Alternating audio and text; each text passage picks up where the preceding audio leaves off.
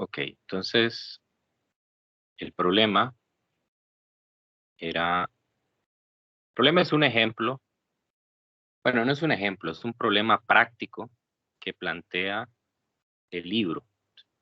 Este tipo de problemas tratan de ser como ejemplos para el libro, con la diferencia de que no hace los pasos, sino que simplemente le da a usted, no hace la matemática, por decirlo así, solo le va dando cuál es el análisis y cuáles son las cosas que tiene que hacer, pero sin hacerlo, obviamente. Entonces, la idea es que usted practique haciendo, siguiendo los pasos. Entonces, bueno, lo que me dice el enunciado es una carga positiva Q mayúscula está distribuida de manera uniforme alrededor de un semicírculo de radio A, como se muestra en la figura 21.34. Obtenga la magnitud y dirección del campo eléctrico resultante en el punto P, que es el centro de curvatura del semicírculo. Entonces, le va dando pasos para los que no se ubican y andan perdidos en lo que estamos haciendo. Estamos en la página 715 del libro de texto. Bien, la primera parte es la parte de identificación y planteamiento. Me dice, las incógnitas son las componentes del campo eléctrico en P. Entonces, eso es lo primero que usted tiene que saber. O sea, usted anda buscando el campo eléctrico en P en la dirección de X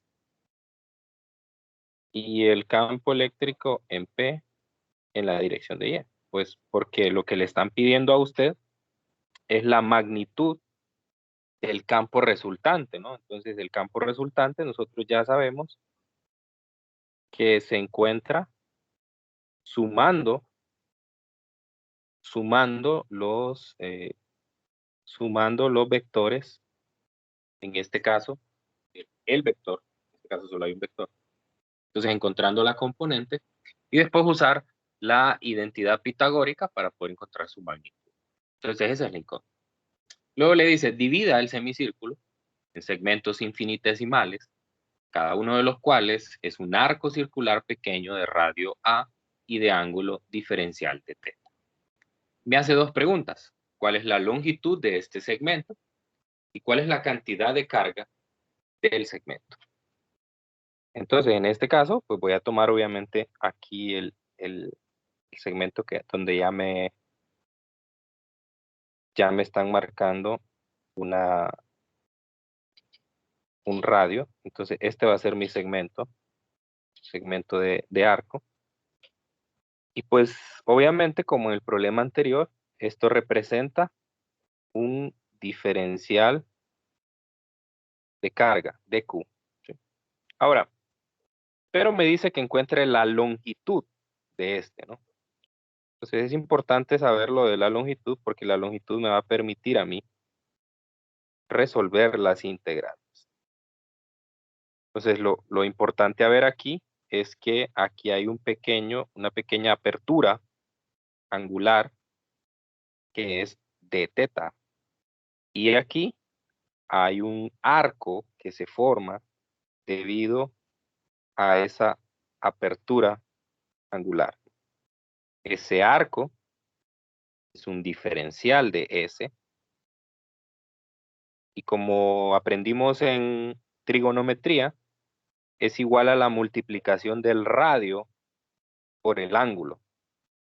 Y el radio es A, según lo que me da en la figura, y el ángulo es dθ, ¿no? Entonces, eso es lo primero que me dice el, el paso número 2, que me dice divida el semicírculo, segmentos infinitesimales, ahí acabo de dibujar uno, cada uno de los cuales es un arco circular, entonces ahí se logra ver, cuando uno le hace el zoom, se logra ver que eso es un arco circular pequeño de radio A y de ángulo dθ. Me pregunta, ¿cuál es la longitud de este segmento? Eso es diferencial de S, que es igual al radio por el ángulo, A por dθ. Luego me dice, ¿cuál es la cantidad de carga del segmento? Entonces, para la cantidad de carga del segmento, entonces yo debo usar la definición de lambda.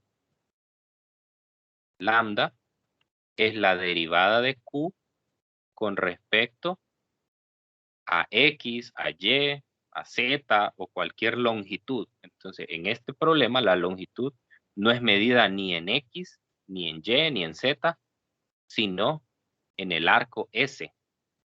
Esa es la longitud del segmento.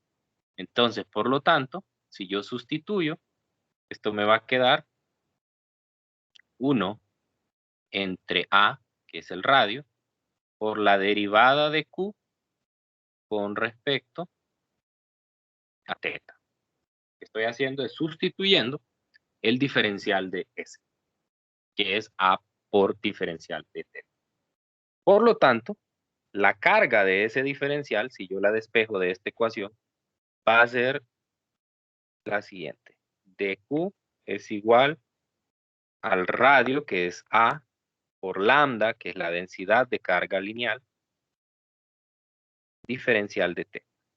Entonces, esas son las dos cosas que me están pidiendo que encuentre en el número 2. El paso número 1 me dice, reconozca que estas dos son las incógnitas. Paso número 2, encuentre la longitud del arco y la carga. Ahí está. ¿Me van siguiendo hasta aquí o hay alguna pregunta?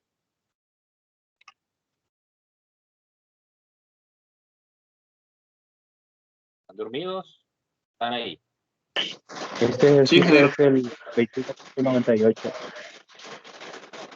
Dígame. Que Dígame, si no, este ejercicio es el 21.90, que si este es no, el ejercicio número 21.98. no. Página 715, problema práctico. Se los mandé por el grupo ayer. Tienen que estar pendientes de las comunicaciones. Hasta les mandé un video para que lo revisaran. El video no funcionó, pero bueno, la idea era que lo revisaran ayer. Muy bien. Paso número 3. ¿Cuál es el paso 3?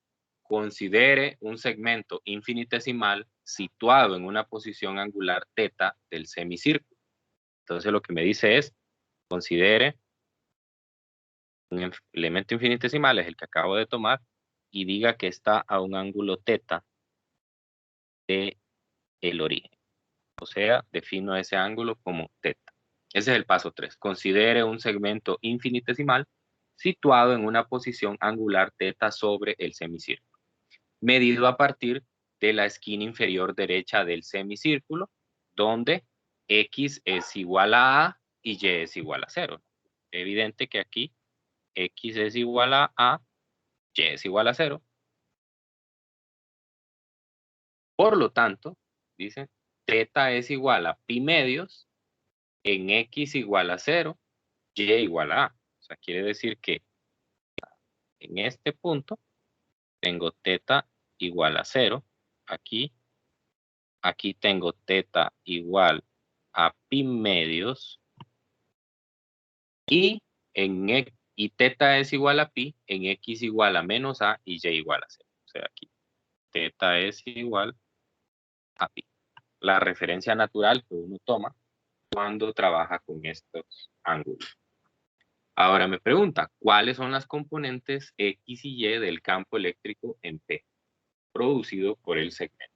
Entonces me dice que escriba los diferenciales, o sea, solo que plantee los diferenciales. Entonces ese va a ser el paso 3, plantear los diferenciales. Entonces, lo que voy a hacer es ubicarme, voy a poner otra vez la figura para dibujar los vectores sobre esta, ya tengo muy saturada la anterior. Entonces, si yo me voy aquí y este es el más grande y este es el segmento, ¿no? Es un diferencial de carga y es positiva, ¿no? El enunciado me lo dice, una carga positiva Q mayúscula está distribuida. O sea, si todo el semicírculo es Q mayúscula, el diferencial de carga también es Q mayúscula. Entonces, como le mencionaba al compañero al inicio de la clase, si la carga es positiva, entonces el campo eléctrico en P viene en esta dirección. Este sería TE, el campo eléctrico debido al diferencial de carga. Y lo que yo quiero encontrar son las proyecciones de de ese ángulo, que es la proyección en X, la proyección en Y. Esta sería DE, Y, y esta sería DEX. Es un vector que está en el tercer cuadrante, perdón. Por lo tanto, quiere decir que sus dos componentes son negativas. Y recuerde que definimos que el ángulo estaba medido de esta. Ese es el ángulo teta. Por lo tanto, el ángulo teta, usando relación de ángulos, va a ser medido, el ángulo teta equivalente en el semicírculo, en el punto P, es medido desde el eje de las X negativas en forma antihoraria. Muy bien, entonces ya tengo la figura. Ahora lo que debo de hacer es plantear las dos componentes. La primera componente es, bueno, voy a escribir todo el vector, sería menos DE X por el coseno de teta menos DE Y por el seno de teta. Se puede usar el ángulo medido desde cero también. Entonces el ángulo sería teta más 180, pero al usar las relaciones trigonométricas, entonces te va a aparecer ese signo menos. Ahí es una cuestión a conveniencia, a cómo usted quiere tomar el ángulo. Entonces eso implica que no, perdón, aquí no tengo que escribir esto. Eso no, porque es la componente, es la magnitud por el coseno del ángulo. Entonces todo esto es el DEX en el punto P, y todo esto es el DEY en el punto P. Eso es lo que ando buscando. Entonces lo voy a tratar por separado. DEX va a ser igual al negativo del diferencial de campo. Entonces nosotros antes vimos que el diferencial de campo, bueno, en la clase de ayer lo revisamos, es 1 sobre 4pi para este tipo de problemas, diferencial de carga entre r cuadrado. Ok, entonces ahora lo que tengo que hacer es sustituir en esta ecuación las cosas que conozco. Ya conozco cuánto vale el diferencial de carga y ya conozco cuánto vale el radio. Diferencial de carga, antes lo encontré, era A por lambda. A por lambda. Entonces sería DE es igual a 1 sobre 4pi epsilon sub 0. A por lambda de teta entre el radio al cuadrado, pero el radio al cuadrado es A al cuadrado. Entonces, finalmente, la expresión para la magnitud del campo diferencial es lambda de teta 4pi epsilon sub 0 A. Entonces, voy a sustituir eso en mi expresión en mi expresión de la componente en X. Entonces, sería menos lambda de teta 4pi epsilon sub 0 A por el coseno de teta. Aquí no voy a hacer como el problema de ayer, si se acuerdan del problema de ayer, de antier más bien. Yo lo que hice fue que el coseno y el seno los expresé por su equivalente de la relación del triángulo. Aquí no lo voy a hacer así, porque a mí me interesa en este problema integrar con respecto a teta. Entonces, para referencia, siempre en los problemas que tengan que ver con geometrías circulares, ya sea el círculo completo o semicírculo, solo la mitad, o un arco, siempre se trabaja con ángulos. Y en el caso de las barras, siempre es más conveniente trabajar ya sea en X o en Y, dependiendo de dónde esté distribuida la carga. Entonces, en este caso me queda muy sencillo, porque si yo integro,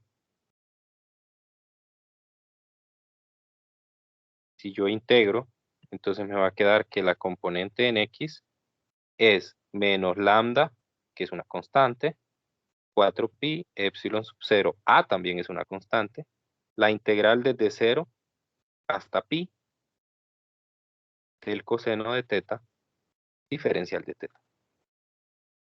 Si yo realizo esta integral, entonces me queda menos lambda 4pi epsilon sub 0a.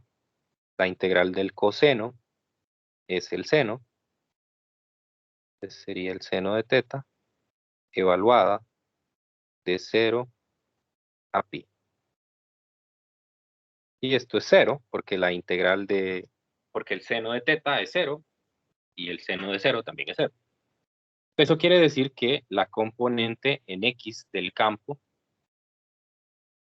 la componente X del campo es 0. ¿Estamos? ¿Quedó claro cómo hacer esa primera componente?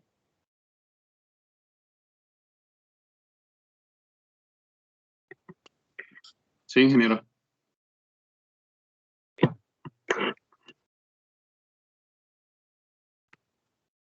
Muy bien. Vamos a ver ahora la componente en Y.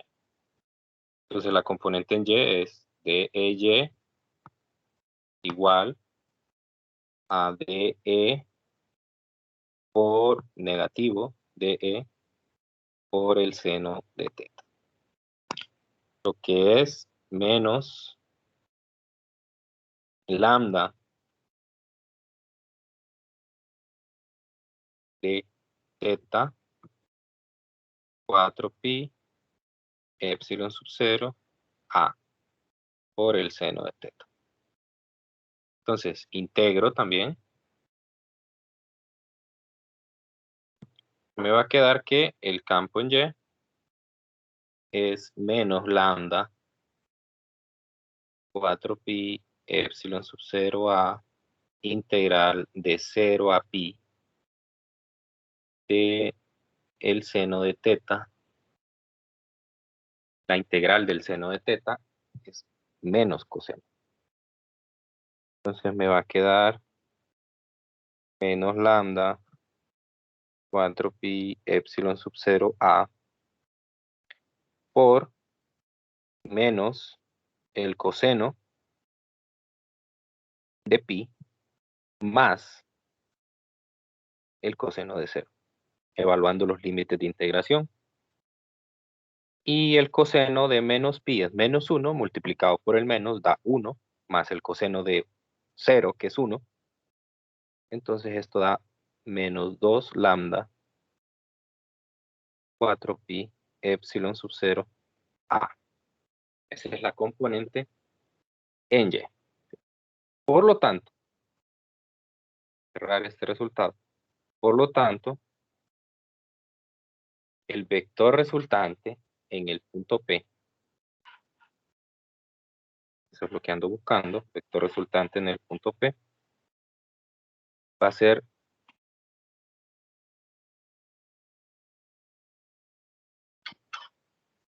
el campo eléctrico, es 0 en X menos todo esto, que sería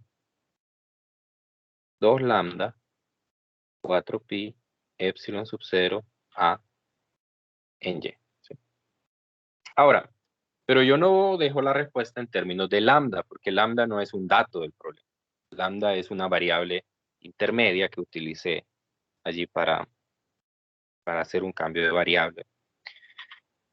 Entonces, donde lambda, recordemos que es la derivada de Q con respecto a S.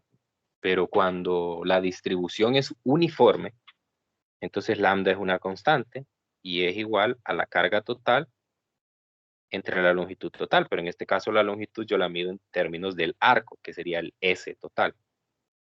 La carga total, el enunciado me dice que es Q mayúscula, y el arco total, pues, es todo esto, ¿no? Todo esto.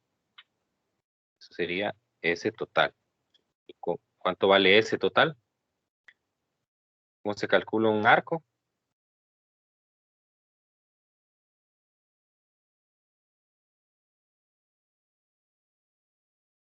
¿Un arco o un semicírculo, ingeniero? Pues un arco es un semicírculo. Ah, bueno, entonces sería pi r al cuadrado. pi r al cuadrado. Esta es el área. Esta es el área. ¿Cómo calculo el S?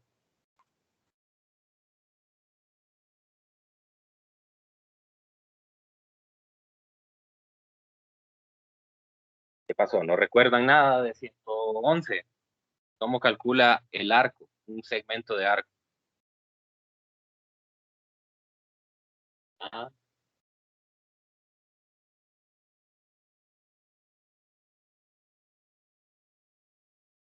Nada. Qué lástima. S es igual a R por teta. ¿Quién es R aquí? A. ¿Quién es teta para el semicírculo? Pi. Pi por A. Entonces, el campo eléctrico va a ser igual a lambda, que lambda es Q sobre pi por A. Entonces sería, bueno, voy a simplificar también las constantes, 2 entre 4. Entonces me va a quedar menos Q sobre 2pi al cuadrado, epsilon sub 0 a cuadrado en Y. Ese sería el vector. Pero me están pidiendo la magnitud. La magnitud sería únicamente, la magnitud de sería únicamente Q sobre 2pi al cuadrado, epsilon al cuadrado. Esa sería la respuesta final.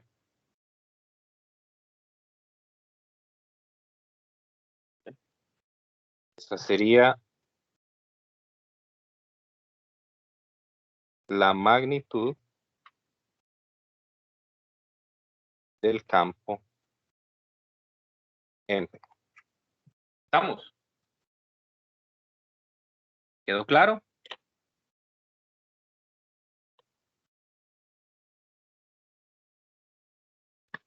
¿Quedó claro, Alejandra? Sí, Ok. Mariela, ¿todo bien? ¿Lo entendió bien?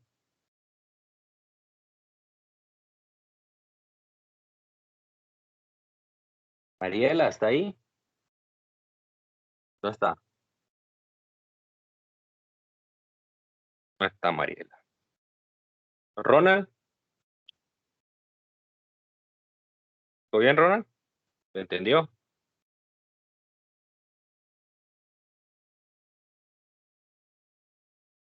Tampoco está Ronald. Ricardo, Sí, ¿todo bien? sí. Se lo pongo en el examen y me lo hace.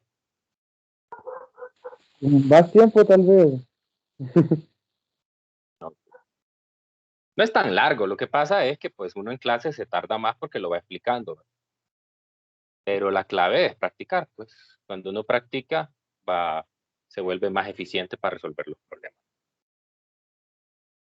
Dayana, ¿todo bien? sí, todo bien. Ok, bien. Bueno, cuando se pregunten por qué les cuestan algunas cosas, porque no prestan atención. Miren, hay algunos aquí conectados y quizás solo tienen el teléfono con la llamada y ellos están haciendo otra cosa. Entonces, hay que concentrarse. Un consejo, hay que concentrarse. Están en clase. Es como que estuvieran en la universidad dentro de su salón de clase. Tienen que estar concentrados en lo que están. Ok, bueno, entonces me quedan 20 minutos todavía. Voy a hacer una introducción. Bueno, en este caso, este tema ya lo dejamos de lado. Ya hicimos 2 ejercicios de los clásicos. Uno de una barra y uno de un anillo. Ahí pueden haber muchos tipos de problemas. Yo podría, por ejemplo, poner este mismo problema que acabamos de hacer y en lugar de tener la carga positiva, pues lo que tendría es la carga negativa. En lugar de cargar todo el semicírculo de forma positiva, lo podría cargar negativamente. Podría también hacer otra cosa. Digamos, en lugar de que fuera un semicírculo, podría ser solo un cuarto de círculo, por ejemplo. Entonces, en realidad el proceso sería muy similar, lo único que cambiaría más que todo son los límites de integración. Los signos también de los vectores, ¿verdad? Porque esos dependen bastante o dependen directamente de la carga, ¿no? Dependen de la carga. Entonces, por ahí en la tarea, en el libro, hay más ejercicios. Practíquenlos, ¿verdad? Porque son los ejercicios más difíciles. Muy bien. Entonces, voy a hacer una introducción. Probablemente no vaya a abordar en profundidad este tema, pero voy a hacer una introducción un día de hoy. Y mañana lo vamos a concluir. Entonces, vamos a estudiar el movimiento de partículas cargadas en un campo uniforme. Ok, partículas cargadas, entonces, de entrada, casi siempre trabajamos con protones y electrones, o cualquier otra, ¿verdad? Pero hay que recordar eso. Y hay que recordar cuando vimos el tema de campo eléctrico, líneas de campo, recordar cuando un campo es uniforme. Entonces, un campo es uniforme, yo lo puedo poner ya sea en cualquier dirección. Campo es uniforme y el campo eléctrico es una constante en una región. ¿Cómo se ve eso gráficamente? Muchas veces hacemos uso de lo que se conoce como las placas paralelas. Entonces, en esas placas paralelas, voy a usar mejor esta herramienta. ¿Okay? Entonces voy a tener una placa, en este caso, de signo positivo. Y aquí abajo voy a tener una placa de signo negativo. Entonces le voy a cambiar el color para diferenciarlas. Entonces esta placa, la placa positiva, pues, es como que estuviera separada por muchos segmentos o muchos diferenciales de carga. Mismo la negativa, es como que estuviera separada por muchos segmentos. Así vimos en el caso de la distribución uniforme, que se puede pensar así. Entonces, eso quiere decir que yo puedo dibujar un campo eléctrico en la región entre las placas. Y ese campo eléctrico va a tener,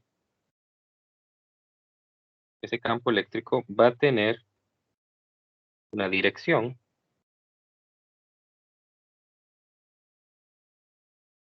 y va a tener una, uy, pasó, movió esto.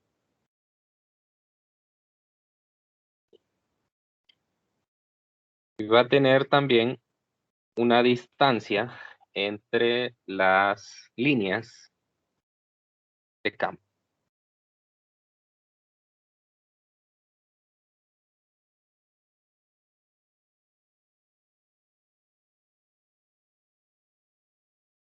No sé qué pasa, se borra esto.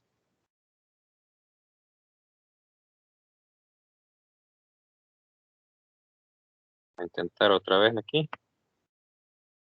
No sé, se borra. Vamos a copiar y pegar. Tal vez así.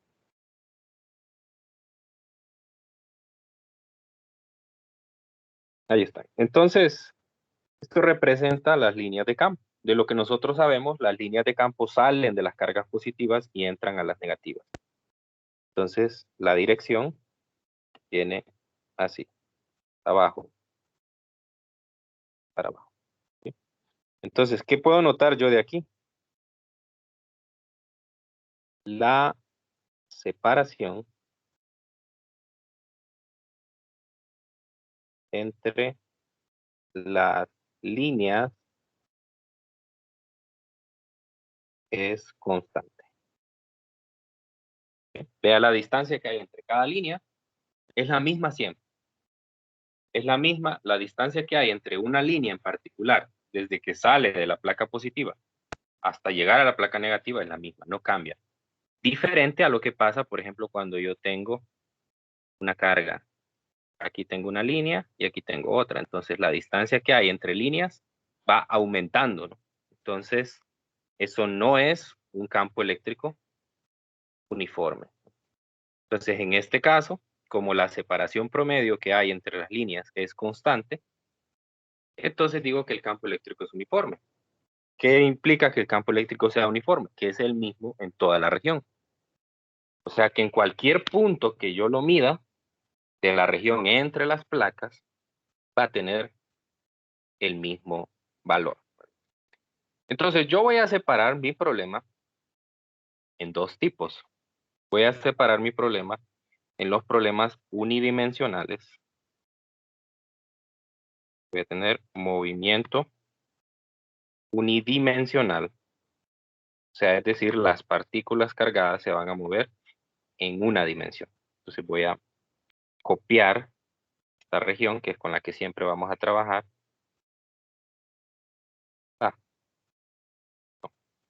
Pegar. Entonces, copiar. Y la voy a pegar aquí. Muy bien. Entonces, ¿qué es lo que voy a hacer yo? Voy a colocar una carga. Voy a colocar una carga. Vamos a ver la carga con este color. Por ejemplo, si yo coloco una carga, voy a borrar esta línea. Si yo coloco una carga aquí, que es una carga positiva, es decir, que es una carga positiva, lo que le va a pasar a esta carga es que va a sufrir una repulsión debido a la placa positiva y va a sufrir una atracción debido a la carga negativa. Entonces, se va a mover en esta dirección. Obviamente, hasta que llegue a la otra placa. Entonces, ¿qué es lo que le pasa? Sufre un movimiento uniformemente acelerado. El mismo que aprendimos en cinemática. Entonces, yo digo, aquí tiene un X sub 0, aquí tiene un X final, por decirlo así, podría ser, si lo dejo que siga moviéndose, podría ser ir a chocar contra la otra. Entonces quiere decir que voy a tener yo una ecuación que es que el X final es igual al X inicial más la velocidad inicial por el tiempo más un medio de la aceleración por el tiempo al cuadrado. Entonces, en este caso, esa es la ecuación que me va a mí a modelar, y hay otras ecuaciones, ustedes la recuerdan de cinemática. Esta ecuación es la que me va a modelar a mí cuál es el comportamiento que tiene esta partícula. Entonces, obviamente estoy asumiendo aquí, eh, bueno, si quieren, pongamos Y para que no sea confuso eso. Pongámosle Y, y aquí pongámosle Y. Realmente eso no es tan importante porque usted le puede poner a la vertical, le puede poner X o Y, como guste. Y todas las ecuaciones de cinemática. Entonces a usted le pueden hacer preguntas en ejercicios de este tipo, como por ejemplo, se coloca una partícula cerca de la placa positiva con una velocidad inicial 0 y entonces le piden determine cuánto es la distancia que ha viajado la partícula en un tiempo dado, ¿no? Entonces le dicen a los 5 segundos dónde se encuentra, cosas de ese tipo. Preguntas similares a las que se hacía en cinemática. Ahora, la cuestión aquí es la aceleración y es el por qué esto es un fenómeno eléctrico, es la aceleración. Entonces, en un punto dado, la partícula, vamos a despreciar la gravedad. En un punto dado, la partícula está sometida a una fuerza eléctrica. Esa fuerza eléctrica, si recordamos, es igual a la multiplicación de la carga por el campo eléctrico.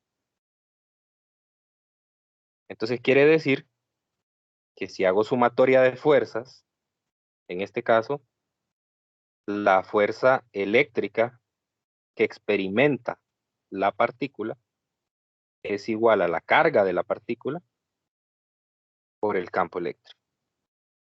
Pero, a su vez, es igual a la masa por la aceleración, según la segunda ley de Newton. Si yo despejo de esta ecuación, entonces la aceleración es el cociente de la carga por el campo entre la masa de la partícula. Y ahí está la clave de este problema. Ahí está la clave. La aceleración en regiones como estas de campo eléctrico uniforme se calcula de esta manera. Se calcula de esta manera donde Q es la carga de la partícula en movimiento, E es el campo eléctrico que es el mismo en toda región, es decir, yo puedo poner a mover la partícula en la línea que está en este momento, o lo puedo poner más adelante, más atrás, donde yo guste, y siempre el campo va a ser uniforme. Depende de la masa de la partícula, obviamente. Entre más masiva es, más cuesta moverla.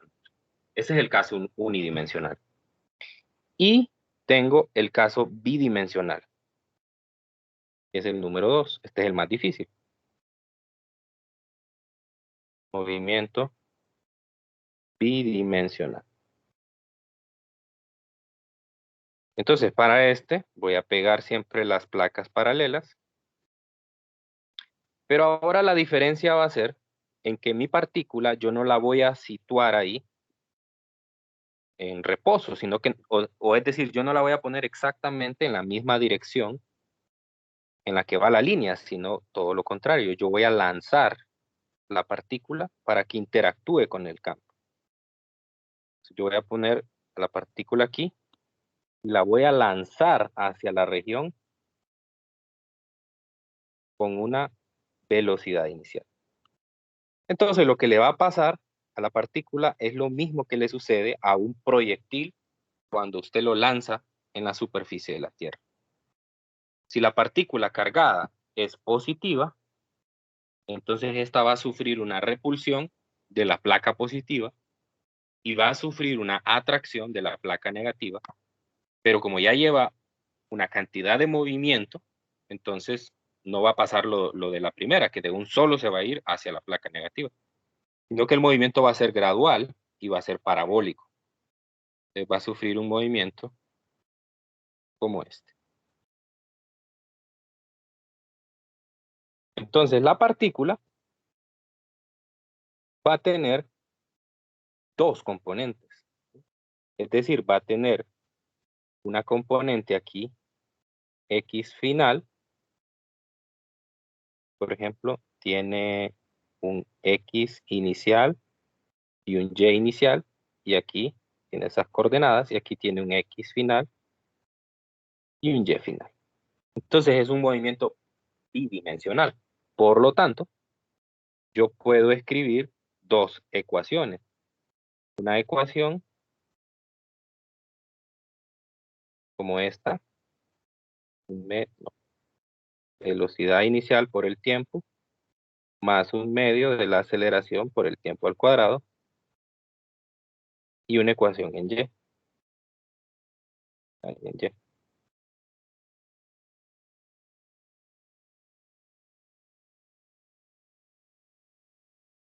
¿Ok? Entonces, aquí tengo una aceleración en X y aquí tengo una aceleración en Y. Ahora, lo ventajoso de esto es que como están ubicadas las placas, entonces pasa lo mismo que en proyectiles. No hay una aceleración X. Solo hay una aceleración en Y. O sea, el movimiento en X es constante, mientras que el movimiento en Y sí va sufriendo una deflexión. Pero lo mismo, la aceleración se calcula de la misma manera, igual que en el caso anterior. En un punto dado, la partícula tiene una aceleración que es igual a la carga por el campo eléctrico entre la masa. Entonces, de eso se van a tratar los problemas. Yo voy a separarlos dependiendo, ya sea unidimensionalmente o bidimensionalmente, me lo va a decir el enunciado, o pues, de alguna manera lo voy a tener que descifrar del mismo o con alguna figura, ¿no? Entonces, de eso vamos a estar hablando el día de mañana. Vamos a hacer un problema unidimensional, un problema bidimensional, para cerrar el capítulo 21. Entonces, como les escribí en el grupo, el día de mañana tenemos clase, tienen que estar pendientes de ese grupo. A veces me da la impresión de que ni miran el grupo. Pero a pesar de que otros lo usan para comunicarse y todo, es un canal oficial de la clase, así que usted debe de estar al pendiente de él, ¿no? Muy bien. Entonces, bueno, por hoy lo dejamos hasta aquí. Mañana vamos a hacer problemas de este tema. Ahí vamos a poder entender con mayor profundidad de qué se trata, pero básicamente son problemas de cinemática en una dimensión y en dos dimensiones, usando como aceleración la aceleración que proviene del campo eléctrico uniforme que hay en una región. Pues no trabajamos con campos eléctricos que no sean uniformes porque eso complicaría mucho más los ejercicios. Si la aceleración cambia de un punto a otro, entonces pues las ecuaciones ya no me funcionan. Así que vamos a trabajar siempre con regiones donde hay campo eléctrico uniforme. Muy bien, entonces por hoy lo dejamos hasta aquí. Nos encontramos mañana a las 11 de la mañana. Así que cuídense mucho y que tengan un feliz día.